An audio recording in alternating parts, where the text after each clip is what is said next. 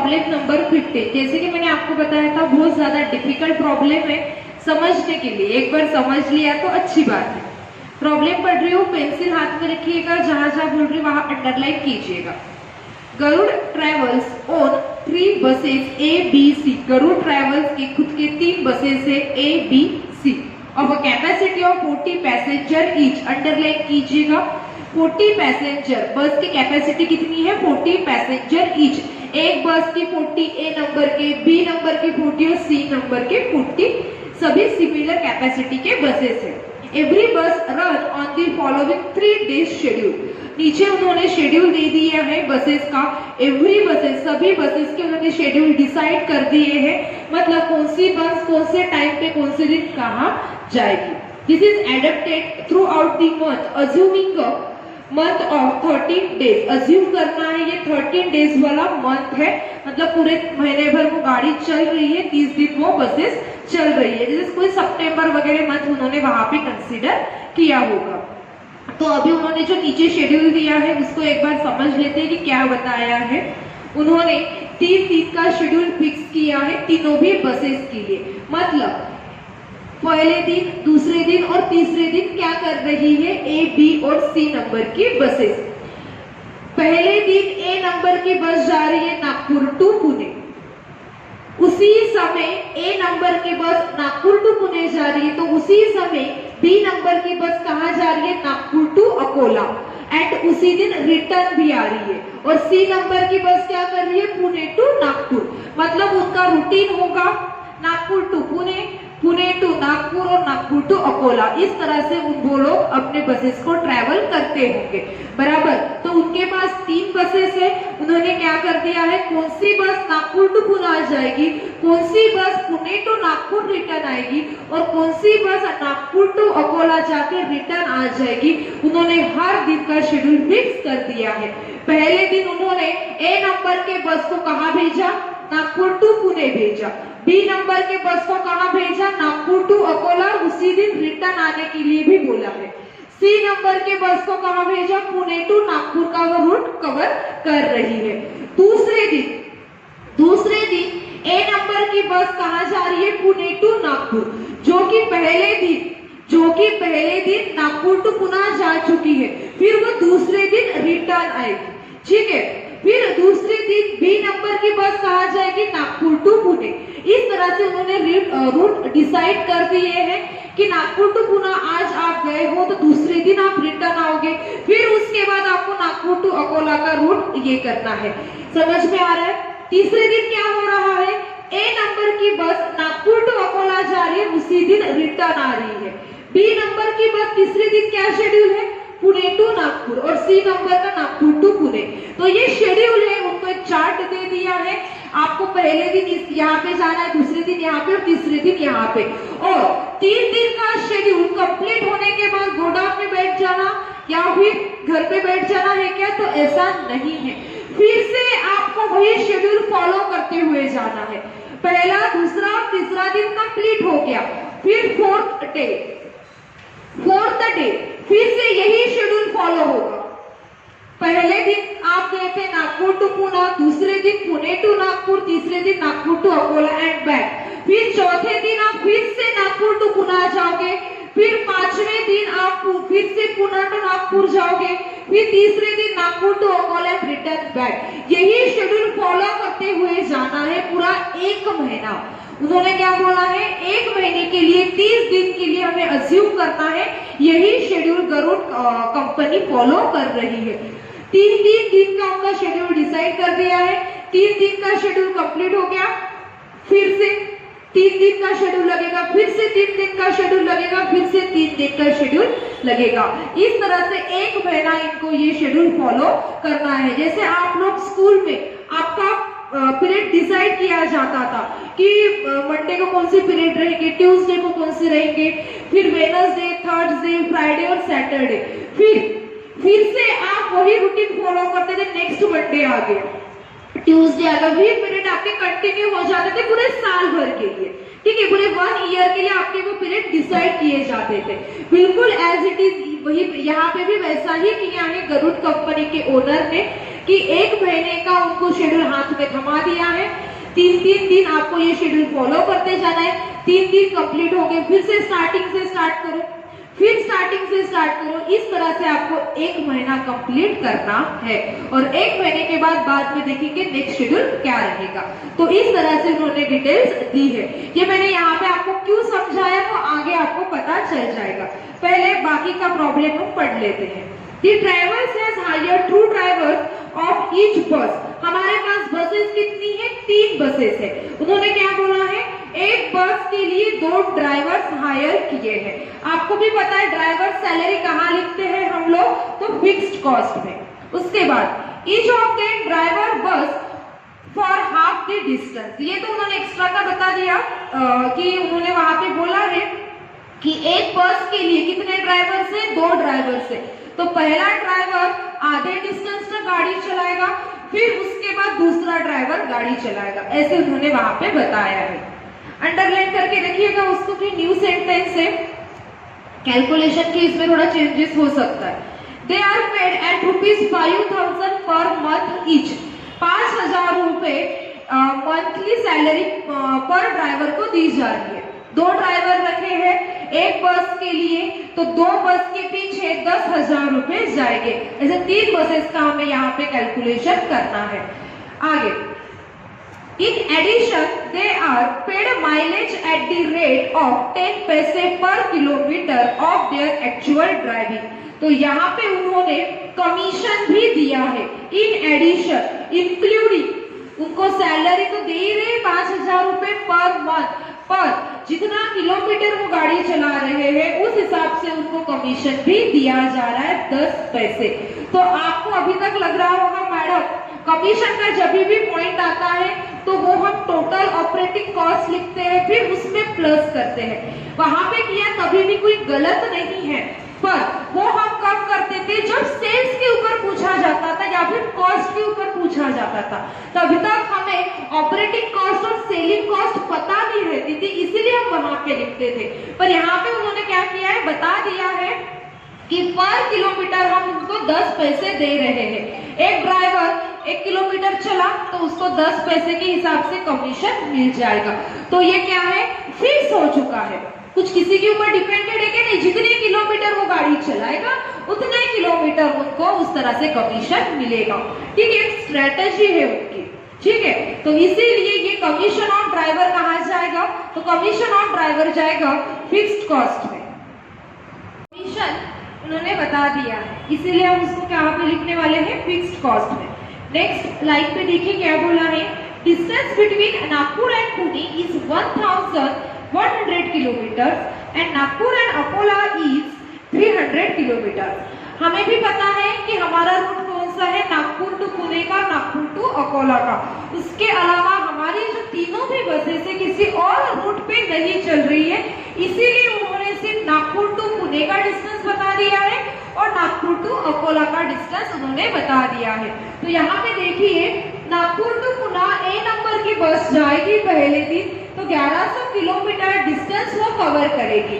फिर दूसरे दिन पुणे टू नागपुर फिर से 1100 किलोमीटर। हमें सिर्फ डिस्टेंस पता चल गया है उस रूट का, तो हम अभी इसका कैलकुलेशन कर सकते हैं कि कितना किलोमीटर हमारी गाड़ी चली है।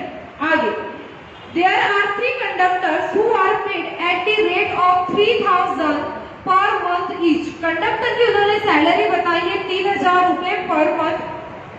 3 कंडक्टर है, एक बस के लिए एक है, तो 3,000 रुपए एक बस के पीछे खर्च हो रहे कंडक्टर सैलरी करके। ऐसे 3 बस के पीछे कितने होंगे? तो 9,000 रुपए खर्च होंगे। Next, they also paid mileage at the rate of 8 पैसा पर किलोमीटर। यहाँ पे कंडक्टर को भी कमीशन दिया जा रहा है और कंडक्टर को कमीशन 8 पैसे दिया जा रहा है पर किलोमीटर के हिसाब से। दोनों भी आइटम कहाँ पे जाएंगे? फिक्स्ड कॉस्ट में। कमीशन हमेशा हम लोग टोटल कॉस्ट के बाद लिखते हैं, पर यहाँ पे हमें पता है कि 8 पैसा पर किलोमीटर देना है, तो टोटल किलोमीटर जितनी गाड़ी चली होंगी उतने हिसाब से हम उनको पैसे दे सकते हैं। आगे, कॉस्ट ऑफ ईच बस is ₹16,18,000 with estimate life of 10 year each बस रिक्वायर्ड। इन्होंने बताया है कि बस की life 16,18,000 with estimated life of 10 year, 10 साल की उसकी लाइफ है और एक बस की कॉस्ट कितनी है 16,18,000। ऐसे एक बस की कॉस्ट के पीछे 16,18,000 गए हैं, मल्टीप्लाइड बाय 3 करेंगे तो टोटल 3 बसों की कॉस्ट हमें यहाँ मिल जाएगी। तो इसका यूज होने वाला है डिप्रिसिएशन कैलकुलेट करने के लिए, इसीलिए इसको लिखेंगे फिक्स्ड कॉस्ट में। आगे नेक्स्ट पॉइंट है expenditure of tyre and tubes is 40 पैसे पर किलोमीटर पर बस। टायर एंड ट्यूब कहा जाएगा मेंटेनेंस कॉस्ट में 40 पैसे पर किलोमीटर पर बस। ये कैलकुलेशन की तरफ आपको ध्यान देना है, जब मैं आपको डिटेल में वहीं पे समझाऊंगी। सिर्फ एटम हम पढ़ रहे हैं अभी कहाँ पे कौन सा एटम जाएगा। उसके बाद है other expenses where as a follow, diesel and oil कहाँ लिखेंगे रनिंग कॉस्ट में। Next insurance of bus fixed cost, passenger insurance भी फिक्स्ड कॉस्ट, ट्रैवल टैक्स भी फिक्स्ड कॉस्ट, एडमिनिस्ट्रेटिव एक्सपेंसेस भी फिक्स्ड कॉस्ट। उसके बाद क्या बोला है calculate fare to be charge to passenger is a profit of 20% of taking.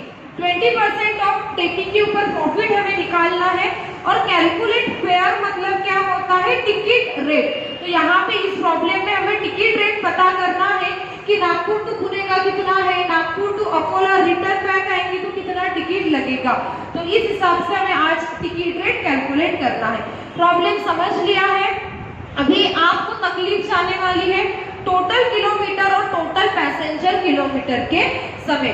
एक बार हमने वो निकाल लिया तो बाकी प्रॉब्लम आप मुझे लगता है सॉल्व कर सकते हो, फिर भी मैं आपके साथ सॉल्व करने ही वाली हूँ। तो अभी आज हम देख लेते हैं टोटल किलोमीटर और टोटल पैसेंजर किलोमीटर किस तरह से कैलकुलेट किया जाता है। तो अभी इसके लिए हमें कौन सी डिटेल्स की जरूरत पड़ेगी। पहले तो आपको पता होना चाहिए नागपुर टू पुणे का डिस्टेंस, नागपुर टू अकोला का डिस्टेंस। और अभी हम पता करते हैं टोटल किलोमीटर, उसके बाद फाइंड आउट करेंगे टोटल पैसेंजर किलोमीटर। इसीलिए क्योंकि कुछ भी डाउट्स होगा, कुछ भी कंफ्यूजन रहा तो आपको वो टोटल किलोमीटर के पॉइंट पे कवर हो जाएगा। तो लिखिए working note number 1 total journey kilometre calculated as under. तो हेडिंग लिख लिया होगा total kilometre journey calculated as under. यहाँ लिखिएगा 13 डेज। उन्होंने बता दिया है, अज्यूम करना है कि 30 दिन का एक्सपेंडिचर आपको लिखना है, 30 दिन वो गाड़ी चली होगी ऐसा अज्यूम करके चलना है। तो अभी हम कैलकुलेशन कर रहे हैं टोटल किलोमीटर, गाड़ी कितने किलोमीटर चली है उसका।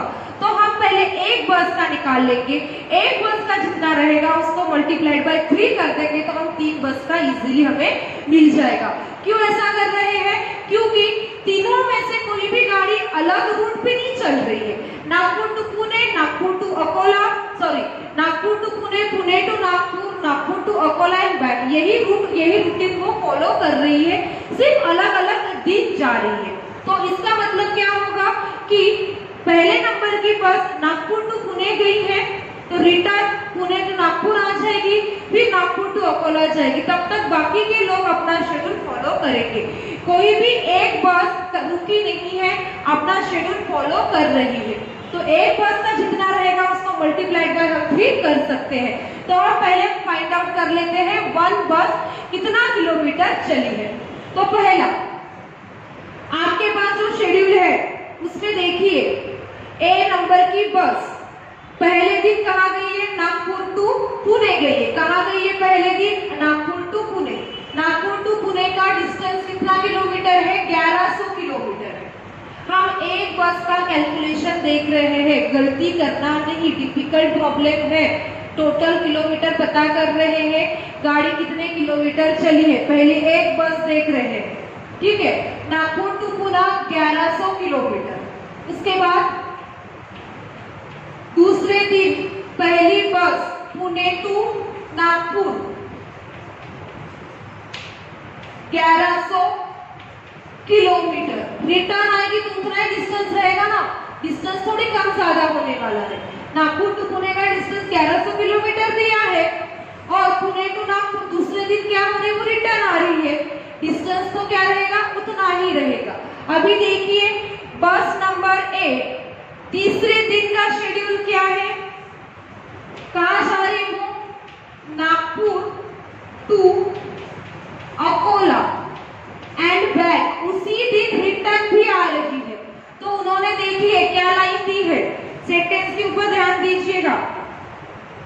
टेबल के नीचे थर्ड नंबर की line, Nagpur and Akola is 300 kilometre. क्या बोला उन्होंने? नागपुर टू अकोला का डिस्टेंस है बोलते 300 किलोमीटर। तो यहाँ पे नागपुर टू अकोला जाएगी 300 किलोमीटर और बैक उसी दिन रिटर्न आ रही है, तो 300 किलोमीटर रिटर्न आने का। यहाँ पे हमने अलग अलग क्यों लिखा? क्योंकि पहले दिन नागपुर टू पुणे जा रही है, उसी दिन रिटर्न नहीं आ रही, दूसरे दिन आ रही है, इसलिए हमने उसको अलग करके लिखा। यहाँ पे क्या हो रहा है? उसी दिन जा रही है, उसी दिन रिटर्न आ रही है, इसीलिए इस तरह से लिखा। तो ध्यान में रखने के लिए इस तरह से ये कहाँ से 300 किलोमीटर, तो यहाँ पे आप एरो करके लिख सकते हो।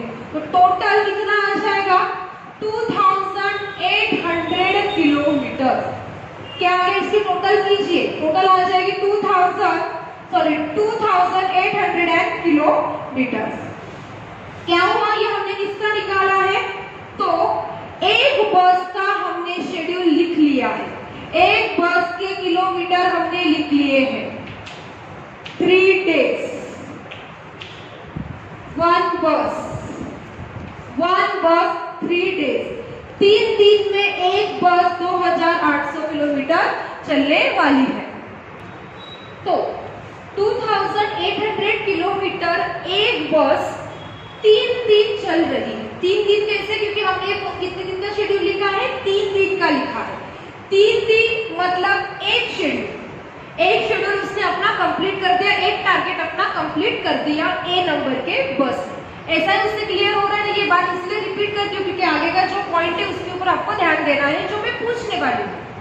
जब अब आता होगा तो ठीक है, नहीं तो सुनना है सिर्फ। पहला 1100 किलोमीटर चली पहले दिन। हम एक ही बस के अभी तक बारे में बात कर रहे हैं, 1 बस, 3 बसेस का तो लिया ही नहीं मैंने। पहले दिन 1100 किलोमीटर, दूसरे दिन 1100 किलोमीटर, तीसरे दिन वो 600 किलोमीटर चल रही है। ऐसे 3 दिन को चल रही है 2800 किलोमीटर 1 बस, बराबर। तो अभी मुझे बताइए, हमें जो कैलकुलेशन करना है वो 13 डेज के लिए करना है, मतलब 30 दिन का करना है, ठीक है।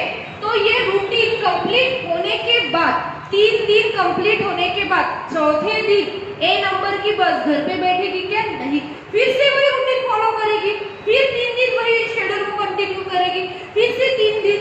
ऐसे अभी हमें देखना पड़ेगा कि ए नंबर की बस नागपुर टू पुणे कितनी बार जाए, बराबर। क्योंकि हमें डिस्टेंस तो पता है, पर अभी हमें ये देखना पड़ेगा नागपुर टू पुणे वो कितनी बार गई, पुणे टू नागपुर कितनी बार आई, नागपुर टू अकोला कितनी बार जा रही है, ये हमें पता करना पड़ेगा। तो ये हम कैसे पता करेंगे? तो यहाँ नीचे लिखिए 2800 किलोमीटर इन 3 days। वही लिखा, जो यहाँ पे सेंटेंस है वही एज इट इज लिखा, 2800 किलोमीटर इन 3 days। 3 दिन का ये शेड्यूल है, तो 13 days, 30 दिन, 3 days per schedule, 3 days per schedule. इससे क्या समझ में आया? देखिए, 30 दिन का हमें पता करना है, तो 3 दिन में एक शेड्यूल कंप्लीट हो रहा है, ऐसे 30 दिन में कितना होगा? 30 डिवाइडेड बाय 3 कीजिए, आंसर आ जाएगा 10 शेड्यूल्स। इसका मतलब क्या हुआ कि 10 बार वो नागपुर टू पुणे जा रही है, 10 बार वो पुणे टू नागपुर का रूट कर रही है, और 10 बार नागपुर टू अकोला और बैक, ये रूटीन को फॉलो कर रही है। अभी भी नहीं समझ में आ रहा होगा तो क्या कीजिए, 10 मल्टीप्लाइड बाय 3 कीजिएगा, बराबर 30 आ जाएगा। क्या हो रहा है? एक शेड्यूल कंप्लीट होने के लिए, ये एक शेड्यूल कंप्लीट होने के लिए 3 दिन लग रहे हैं, एक शेड्यूल कंप्लीट होने के लिए 3 दिन लग रहे हैं, तो 10 शेड्यूल कंप्लीट होने के लिए कितने दिन लगेंगे? तो 30 दिन लगेंगे, बराबर।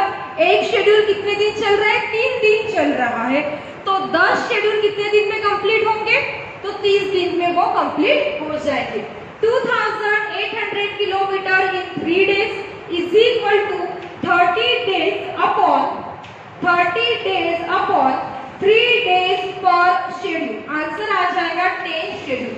मतलब 10 बार उसको नागपुर टू पुणे जाना पड़ेगा, 10 बार पुणे नागपुर जाएगी और 10 बार नागपुर टू अकोला बैक, ये उनको फॉलो करना पड़ेगा।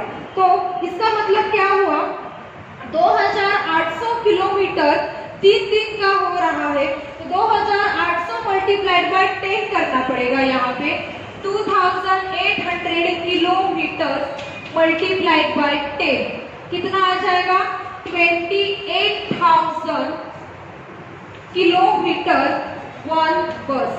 एक बस का कितना आ गया, 28,000 किलोमीटर। कितने बस का, एक बस का। मुझे पता है आपको सिर्फ ये पॉइंट थोड़ा डिफिकल्ट लगा होगा, मैडम ये किस तरह से आया, किस तरह से आया। सिंपल इतना है, 30 दिन में कौन सी बस कहाँ पे कितनी बार जा रही है वो हम पता कर रहे हैं। 3 दिन का शेड्यूल है, 30 दिन मल्टीप्लाइड बाय 3 करेंगे तो 10 आ जाएगा। टोटल डेज मल्टीप्लाइड बाय पर शेड्यूल, आंसर आ गया 10 शेड्यूल। ठीक है, 10 बार वो अपना रूट, मतलब नागपुर टू पुणे, पुणे टू नागपुर ऐसे 10 बार जाएगी और नागपुर टू अकोला वो 10 बार जाएगी। तो ऐसे 2800 किलोमीटर एक शेड्यूल, तो 10 शेड्यूल कितने, 28,000 किलोमीटर एक बस का आ गया है। ये कैलकुलेशन हो गया वन बस का। अभी इसको आप मल्टीप्लाई कीजिएगा, मल्टीप्लाई कीजिए 3 बसेस के साथ। कितने बसेस के साथ, 3 बसेस के साथ, 3 बस से। इसका आंसर आ जाएगा आपका, यहाँ लिखने के लिए जगह नहीं है, यहाँ लिख लीजिएगा 84,000 किलोमीटर। कितना, 84,000 किलोमीटर, मतलब टोटल किलोमीटर तीनों भी बस चलती है तो 84,000 किलोमीटर उसका आंसर आ रहा है। समझ गया होगा आपको ये कंसेप्ट, यहाँ तक तो कोई डिफिकल्ट नहीं। ये पॉइंट थोड़ा अलग है, इसको बॉक्स में डाल के रखिएगा। 28,000 किलोमीटर आगे एक बस का आ गया, मल्टीप्लाइड बाय 3 कीजिए, 84,000 आ जाएगा। अभी भी कंफ्यूजन होगा तो अभी आप लोग क्या कीजिए, 28,000 किलोमीटर हो गया, उसके बाद फिर से बी नंबर के बस का निकाल के देखिए। बी नंबर के बस का क्या शेड्यूल है, वो पहले पुणे टू नागपुर जा रही है, लिखिए 1100। फिर नागपुर टू पुणे आ रही है, लिखिए 1100। फिर नागपुर टू अकोला का रूट है, लिखिए 600 किलोमीटर। इस तरह से भी आप एक एक बस का निकाल के उसको एडिशन करके भी निकाल सकते हो, पर वो टाइम वेस्ट है। किलोमीटर उतना ही है, इसीलिए मल्टीप्लाइड बाय 3 डायरेक्टली कर लिया, आपको मिल गया 84,000 किलोमीटर वो गाड़ी चल रही है। अभी हमने कैलकुलेट किया टोटल जर्नी किलोमीटर। अभी लिखिए working note number 2, total passenger kilometre calculated as under. With passenger कितने किलोमीटर वो गाड़ी चली है, और उसके बाद वो 7 एटम का वो फॉर्मूला भी लिख के रखिए। आपने फॉर्मूला लिख लिया होगा, अभी एक एक एटम लिखते जाते हैं। नंबर ऑफ बस यहाँ पे 1 ही लिखना है, पहले हम एक बस का ही कैलकुलेट करेंगे, फिर मल्टीप्लाइड बाय 3 कर देंगे। ठीक है, आसानी हो गया आंसर कैलकुलेट करने के लिए, इसलिए एक बस का पहले करना, जितनी बसेस दी होंगी उतनी मल्टीप्लाई कर देना। तो यहाँ पे लिखेंगे 1।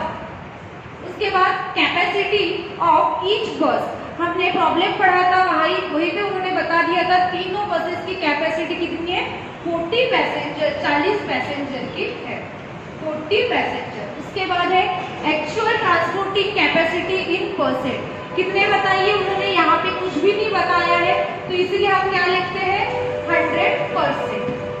ट्रांसपोर्टिंग कैपेसिटी कितनी है, 100%। जब तक प्रॉब्लम में नहीं दिया है तब तक 100% ही लेना है, अज्यूम करना है। पर ट्रिप डिस्टेंस, पर ट्रिप डिस्टेंस उन्होंने कितना बताया है, नागपुर टू पुणे। हम क्या कैलकुलेट कर रहे हैं, सबसे पहले नागपुर टू पुणे का, तो नागपुर टू पुणे का डिस्टेंस कितना है, 1100 किलोमीटर। कितना है, 1100 किलोमीटर। नीचे 1 लिख लीजिएगा। उसके बाद number of trips, number of trips कितनी हो रही है, तो नंबर ऑफ ट्रिप्स 1 ही रहेगी। क्यों, हम निकाल रहे हैं नागपुर टू पुणे का, वो उसी दिन रिटर्न नहीं आ रही है, दूसरे दिन आ रही है, इसलिए तो एक ही ट्रिप होगी ना, सिर्फ जा रही है, उस दिन रिटर्न आ रही है। क्या, मंडे को वो निकली तो वहीं पे रुकेंगी, जब ट्यूसडे आएगा तब वो रिटर्न आएगी, इसीलिए नंबर ऑफ ट्रिप्स कितना लिखेंगे, हम 1 ही लिखेंगे। Multiplied by actual percentage vehicle on road, कुछ भी नहीं दिया है, 100% लिख लीजिएगा। उसके बाद नंबर ऑफ डेज, ऊपर ही दिया है उन्होंने, नंबर ऑफ डेज कितना लेना है, 30 दिन का लेना है। पर नागपुर टू पुणे कितनी बार जा रही है? वो 10 बार जा रही है। अभी हमने शेड्यूल देखा था, वो इसीलिए मैंने वर्किंग नोट आपको पहले पढ़ाई टोटल किलोमीटर्स की। वहां पे उन्होंने डायरेक्टली बोल दिया है, हमने कैलकुलेट किया वहां पे 30 दिन का शेड्यूल हमें पता करना था कि 30 दिन में कितनी बार उनका नागपुर टू पुणे का नंबर आ रहा है। 3 ही दिन सिमिलर जगह जा रही क्या? नहीं। तो 30 डिवाइडेड बाय 3 करेंगे तो 10 बार वो नागपुर टू पुणे जा रही है, इसलिए 10/1। इसका आंसर आप लोग कैलकुलेट कीजिए और बताइए कितना आ रहा है। Number of buses 140, passenger capacity 100, actual transporting capacity 100%, kilometre distance 1100, number of trips 1, actual percentage vehicle on road 100%, number of days 10 दिन। इसका आपका आंसर आ जाएगा 4,40,000। कितना आ गया? 4,40,000। अभी उसी की तरह हमें कैलकुलेट करना है पुणे टू नागपुर का। देखते हैं। Number of buses 1, capacity of each bus 40 passenger, percentage capacity actual transporting capacity on road 100%, multiplied by per trip distance. Pune to Nagpur कर रहे, पुणे टू नागपुर का डिस्टेंस कितना है?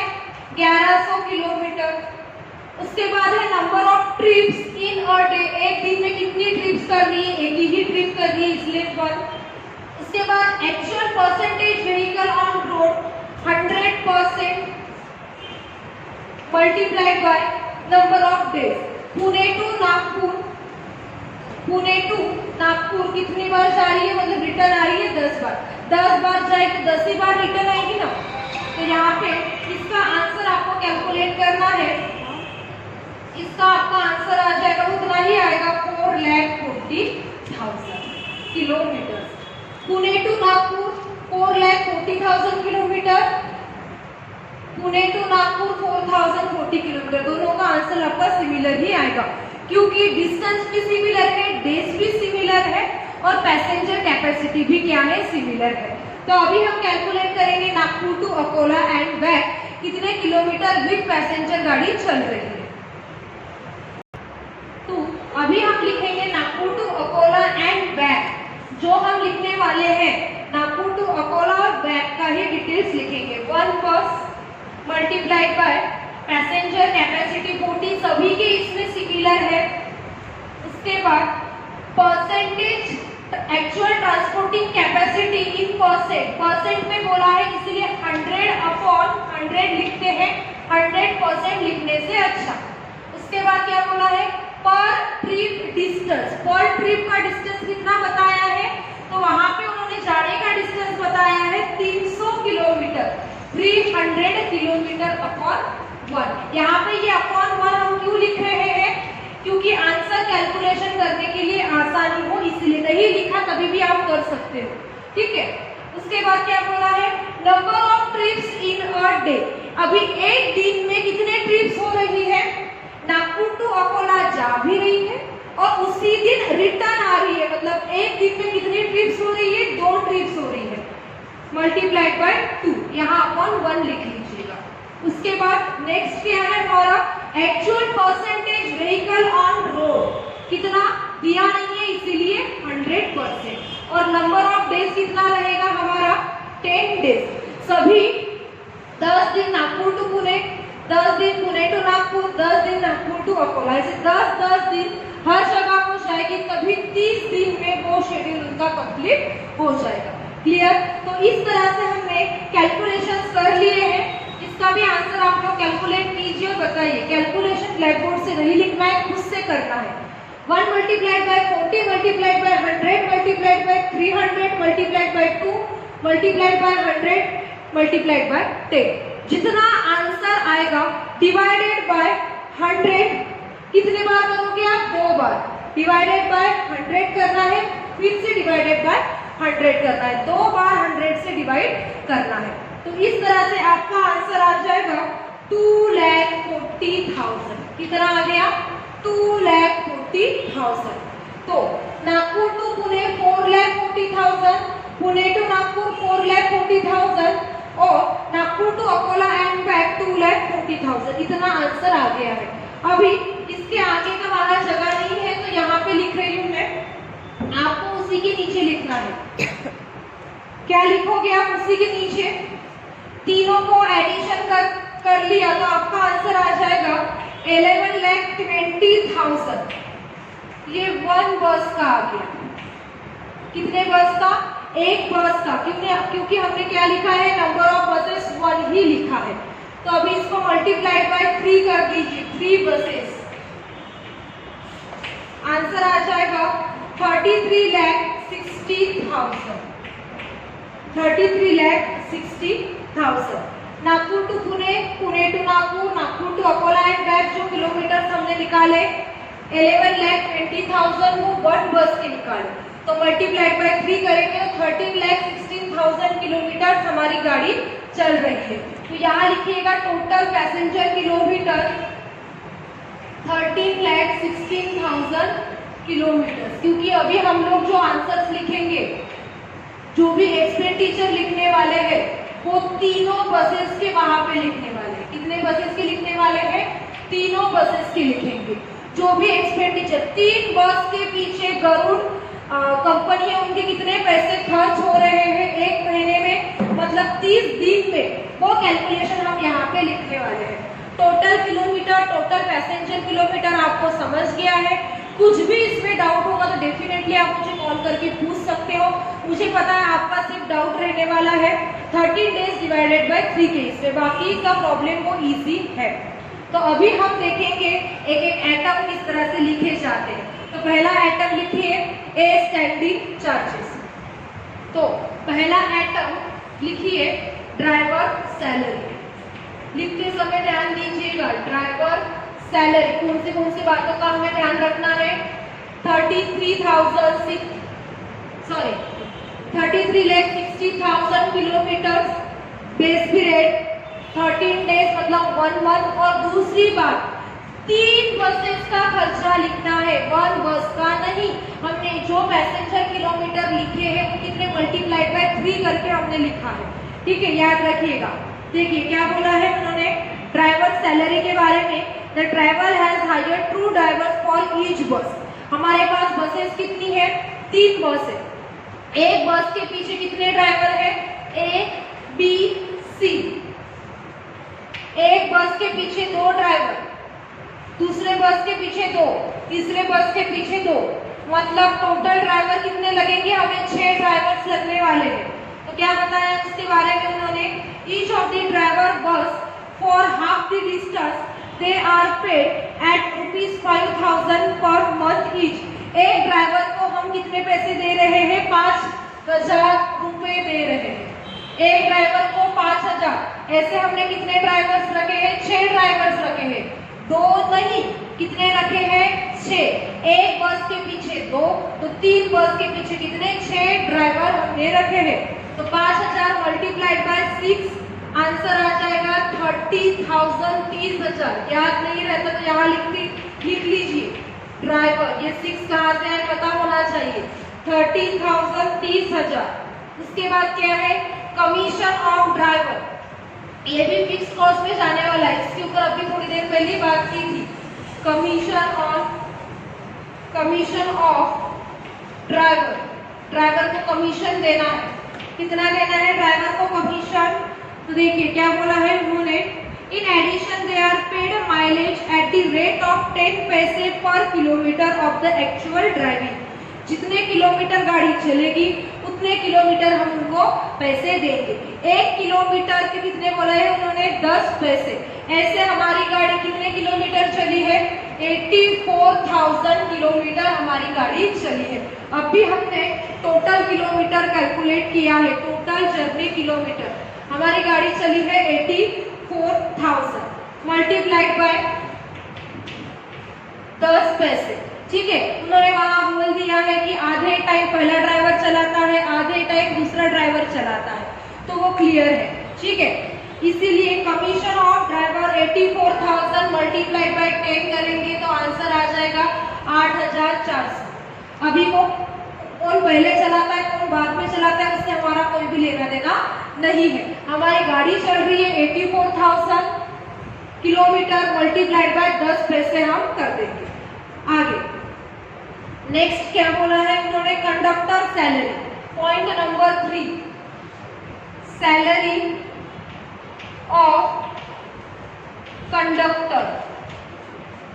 सैलरी ऑफ कंडक्टर क्या बोला है, सैलरी ऑफ कंडक्टर के बारे में 3 कंडक्टर रखे हैं और एक कंडक्टर को दे रहे हैं 3000 रुपए मंथली। 3000 मल्टीप्लाइड बाय 3 करना पड़ेगा, क्यों, 3 कंडक्टर हमने रखे हैं इसीलिए। एक कंडक्टर को 3000 तो 3 कंडक्टर के पीछे हमारे 9000 खर्च होंगे। नेक्स्ट पॉइंट रहेगा हमारा कमीशन। कमीशन ऑफ कंडक्टर, इसका भी एज इट इज वैसे ही कैलकुलेट करेंगे जैसे ड्राइवर का कमीशन हमने किया था। तो यहाँ पे अभी हम लोग कैलकुलेट करेंगे कमीशन।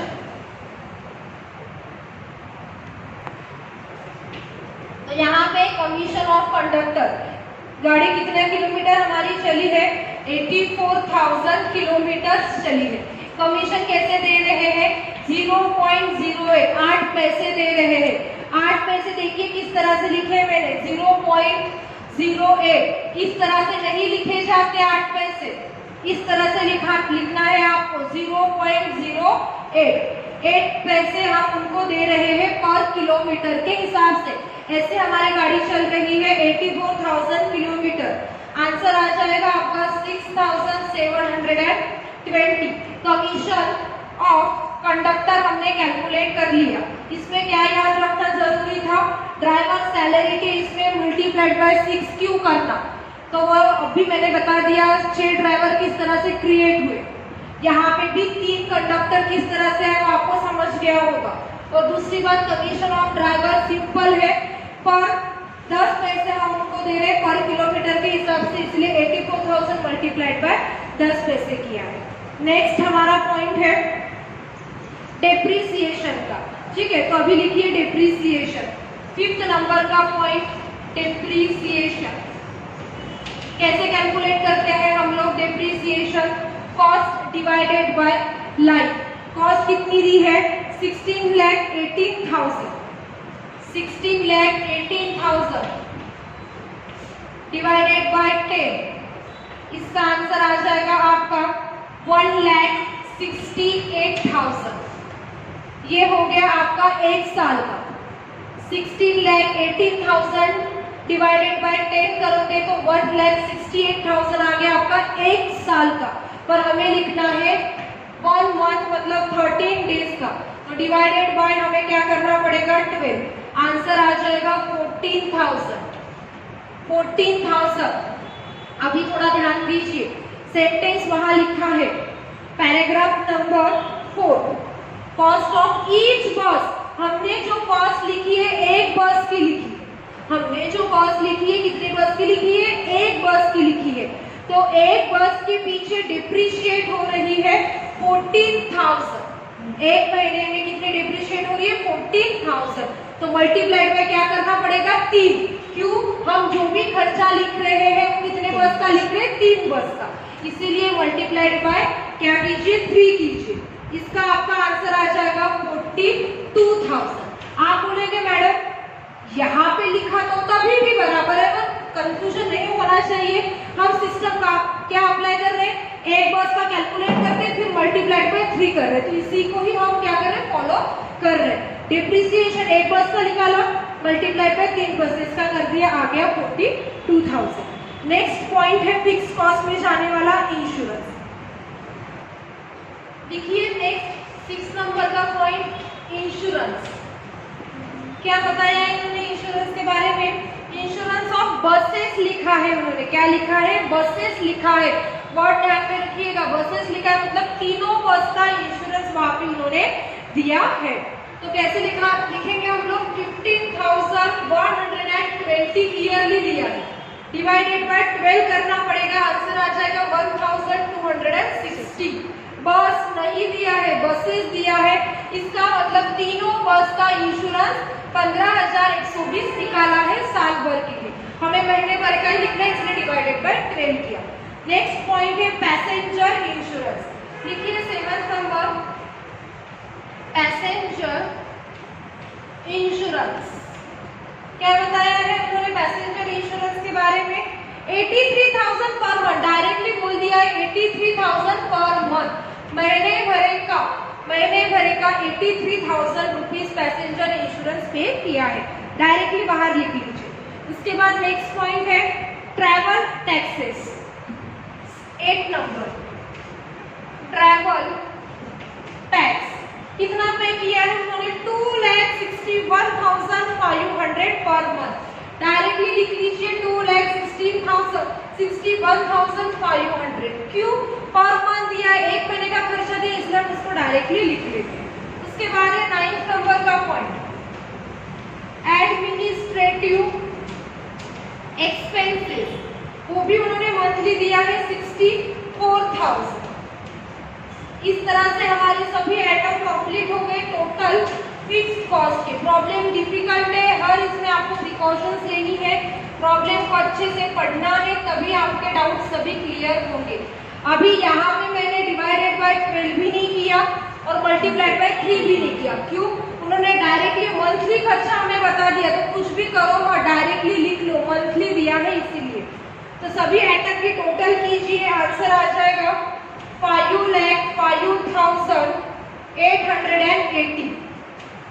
टोटल फिक्स्ड कॉस्ट आ गई आपकी 5,05,880। तो यहाँ पे अभी हम इस पार्ट में रुक जाते हैं, नेक्स्ट पार्ट में आगे का प्रॉब्लम हम कंटिन्यू करते हैं।